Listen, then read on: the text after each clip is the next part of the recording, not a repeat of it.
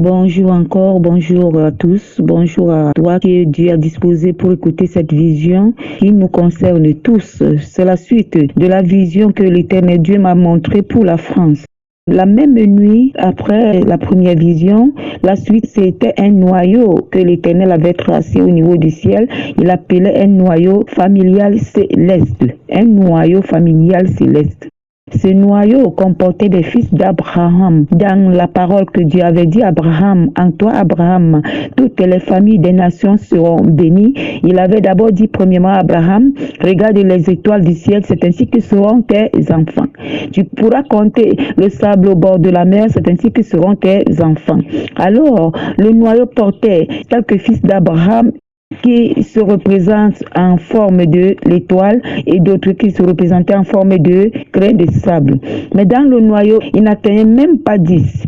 Ce nombre était tellement petit, le nombre de tous ces enfants qui servaient Dieu en esprit en vérité dans les 4 coins de la nation française. Le nombre était tellement petit. Si j'ai bonne mémoire, ils étaient trop, 5 ou 6. Ils n'atteignaient pas 10. Les étoiles étaient là, le sable au bord de la mer était dedans. Dans le noyau familial, c'est sur la terre des Françaises.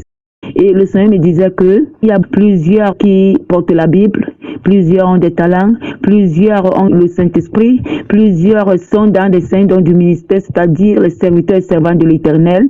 Plusieurs sont en train de prier, plusieurs se sont baptisés, plusieurs mangent la Sainte Seine, plusieurs lisent la parole de Dieu, plusieurs disent de leur bouche qu'ils aiment l'Éternel, plusieurs se démontrent d'une manière où ils sont assidus dans la présence de Dieu dans la maison de l'Éternel, d'autres sont consacrés et dédiés au service dans la maison de l'Éternel, mais ceux qui le servent en esprit, en vérité, sont peu, ils n'atteignent pas 10. Pourquoi ils sont peu? Le Seigneur m'a dit que vous l'aimez, mais votre amour n'est pas total. Votre amour est en partie. Pourquoi? Parce que vous n'êtes pas disposé à vous sacrifier entièrement pour le dépouillement général, interne et externe, afin que le Saint-Esprit demeure le maître interne et externe de votre corps, âme, esprit et de votre vie. Le Seigneur m'a dit également que vous n'êtes pas en train de le servir en esprit en vérité parce que vous faites des choses selon vos têtes, selon vos désirs, selon les hommes, selon les idoles qui animent vos pensées, réactions, regards, désirs. Mais vous ne recherchez pas entièrement, totalement, parfaitement la véritable volonté parfaite du Dieu suprême en toutes choses dans votre vie. Une partie de votre vie n'appartient pas à l'Éternel. Une grande partie de votre vie n'est pas impactée par la volonté de l'Éternel. Pourquoi? Parce que quand tu viens prier, pendant que tu as pris la décision d'épouser une femme, par exemple, ou d'accomplir une chose, cela ne veut pas dire que tu es en train de rechercher la volonté de Dieu. Rechercher la volonté de Dieu, demander à Dieu si ce que tu veux faire est dans sa volonté ou sa décision ou est importante pour toi. Là, l'Éternel Dieu te dira, ceci n'est pas bien ou faux. Mais quand vous venez, vous avez un problème, vous priez, Seigneur, je te confie le problème, je veux que le problème soit résolu. Après, tu vas dire que tu es dans la volonté de Dieu. Bien-aimé, créature de Dieu, tu n'es pas dans la volonté de Dieu. Marcher dans la volonté de Dieu, c'est demander la vie de Dieu, demander la pensée de Dieu, demander la décision de l'Éternel. Quand tu demandes, il te donne son accord, il te donne ses pensées, il te donne sa volonté. C'est à ce moment-là où tu t'engages à faire quoi que ce soit. C'est à ce moment-là où tu peux dire que je suis en train de marcher dans la volonté de Dieu. Mais tu ne pourras pas dire, pendant que tu prends les décisions de voyager, tu veux rentrer dans ton pays, tu veux aller en congé, après avoir pris la décision, c'est là où tu es en train de prier et tu vas dire que Dieu était là, Dieu était dans sa volonté pour que tu voyages ou pour que tu fasses ça. Bien-aimé, rentre un peu dans la compréhension de la manifestation des choses qui doivent s'accomplir dans l'univers. Quand quelqu'un dit qu'il est sous ton tutelle, la personne là ne fera rien sans que tu donnes le dernier mot. Ils doivent demander l'audience, demander ton avis, afin de t'engager. Mais ici, vous ne demandez pas l'avis de l'Éternel, vous faites comme ça vient, et puis vous dites vous êtes dans la volonté de Dieu. Ça seulement vous met hors d'état dans la manifestation en esprit, en vérité du service de l'Éternel. Le Seigneur m'a dit que c'est ce grave problème qu'il y a là-bas. Et ainsi, les idoles sont remplies dans vos cœurs, les idoles sont remplies dans vos pensées, à son regard. Les idoles, l'idolâtrie est de taille, l'idolâtrie est de taille. Même dans les serviteurs et servantes de l'Éternel, l'idolâtrie est de taille. Alors, il a dit dans Exode 1, tu n'adoreras pas d'autres dieux devant ma face.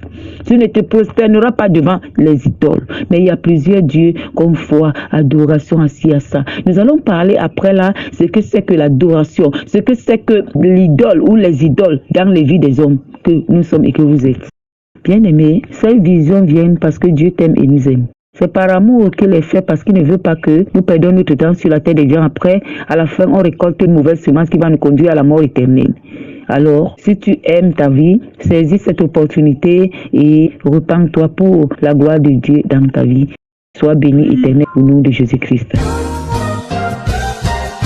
Voilà, bien-aimé, dans cette deuxième vision, la servante de Dieu explique que pendant qu'elle était dans la hauteur, directement, il y a un cercle qui est apparu. Dans ce cercle, il y avait des étoiles. Ces étoiles qui représentent les fils d'Abraham, ceux-là qui font les efforts de pouvoir le servir en esprit et en vérité. Mais le comble, c'était que dans ce cercle, bien aimé, les étoiles, c'était minime. C'était vraiment minime. Et il n'atteignait pas 10. Et à côté des étoiles, il y avait également le sable de la mer. Nous savons que Dieu a dit à notre père Abraham, je ferai de toi le père des nations, je vais te donner des fils, ils seront comme les étoiles du ciel et le sable de la mer, bien-aimé.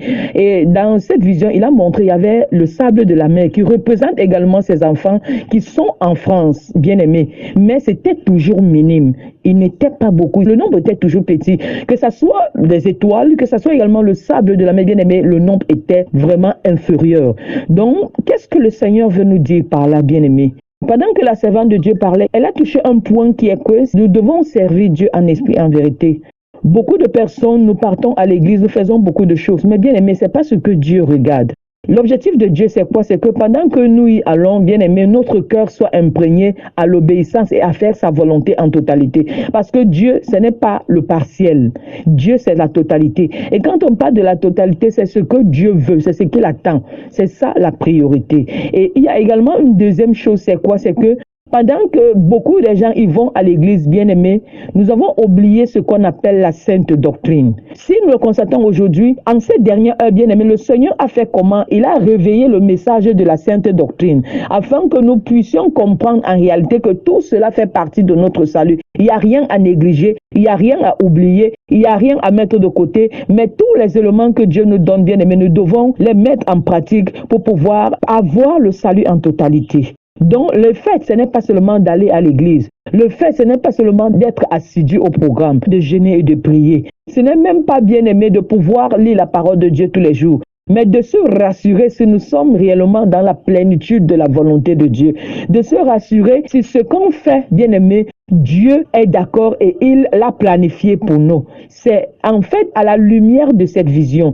Et quand la vision nous dit que le sable et les étoiles étaient minimes, bien aimés, ça veut juste montrer que les vrais adorateurs qui se trouvent en France, bien aimés, sont petits. Mais cependant, il y a beaucoup d'églises en France. Il y a beaucoup de personnes qui y vont à l'église. Mais le Seigneur nous fait comprendre que, bien aimé, les nombres d'adorateurs que lui, il voit en France sont petits. Et pour dire que quoi, bien aimé, il a dit que nos pensées ne sont pas ses pensées. Nos voix ne sont pas ses voix. Ça veut dire que ce que nous voyons de bien, peut-être Dieu ne peut pas l'approuver. Ce que nous croyons que nous sommes en train de faire du bien, Dieu ne voit pas ça bien. Et c'est ça qui nous amène, bien aimés, à chaque jour à demander la volonté de Dieu. C'est ça qui nous conduit à chaque jour. Pendant que nous allons même à l'église, nous faisons beaucoup de choses de service pour Dieu. À chaque jour, nous devons demander à Dieu si nous sommes réellement en train de le servir comme lui, il attend. Parce que nous pouvons commettre des erreurs. Nous croyons que nous sommes en train de faire bien parce que peut-être nous avons un poste à l'église, nous sommes pasteurs, prophètes, évangélistes et tout. Et nous faisons beaucoup de choses pour Dieu, croyant que nous sommes sur le chemin alors que nous ne sommes pas. Bien aimé, cette vision t'interpelle, m'interpelle également, afin que nous puissions réviser nos vies. Parce que je sais que si le Seigneur parle à la France, il est en train de parler également à tout un monde entier. Il n'y a pas qu'en France qu'il y a les églises, dans tout le monde entier il y a des églises. Et nous devons réviser nos voies réellement, de savoir, pendant que nous disons que nous sommes en train de servir Dieu, sommes-nous réellement dans la plénitude de sa volonté? Sommes-nous en train d'accomplir sa volonté comme il veut? Sommes-nous en train de respecter les normes de la volonté de Dieu? Et c'est pour ça qu'il a envoyé cette vision, pour que chacun de nous, nous mirons encore pour pouvoir, bien-aimé, voir si notre service est un service agréé par Dieu. Et je prie également, pendant que tu reçois ce message, que tu ne sois pas dans l'esprit de condamnation, que tu ne sois pas dans l'esprit du jugement, mais que tu entres dans l'esprit d'un cœur humilié, afin que le Seigneur, pendant qu'il a visité sa servante, toi qui reçois ce message avec un cœur humble, il est possible que le Seigneur également te visite pour pouvoir t'attester ce qu'il dit, parce que la parole de Dieu est vraie, bien-aimé. Et pendant qu'elle est vraie, on ne discute pas la parole de Dieu, mais on s'humilie juste. Et je prie que cet esprit t'anime, l'esprit d'humilité, afin de pouvoir recevoir le message que Dieu te donne et nous donne en ces temps. Amen.